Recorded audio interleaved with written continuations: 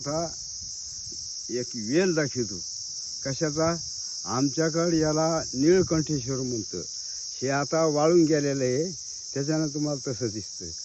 हे लाल पानं असतून याला गवळे टिपके असतात. आता ह्यो कशावर काम करतो, पुरुष असू महिला असू, महिलाला जरी शुक्राणू कमी सांगितले, पुरुषाला शुक्राणू कमी सांगितले. पुरुषांना रोज संध्याकाळी 10 ग्राम आणि सकाळी 10 ग्राम घेणे गाईच्या दुधासंग. पुरुषांना महिलांना 5 ग्राम पावडर याचं घेणे. याचं पावडर करायचं आणून घरी, ते रोजची रोज घ्यायचं. बरोबर शुक्राणाला तुमच्या अशक्तपणाला जोर देतं.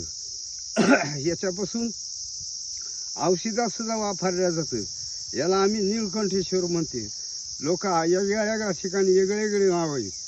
आता याच्यात बी निघतं, हे पहा महादेवावानी. याला बी महादेवावानी आहे, याला नीळकंठेश्वर म्हणतं.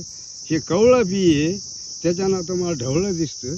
हे काळं खप बी राहतं, काळं राहतं, पण हे कवळे आहेत ना, त्याच्यानं तुम्हाला ढवळं बी दिसतं. पहा याच्यावर महादेव. संततीला दोईला बी काम करतं. संततीला हिंडाचं नाही, फक्त याच्यावर भरोसा ठेवायचा. रोज आपलं महादेवाला भक्त पाणी घालायचं आणि पावडर पित राहायचं.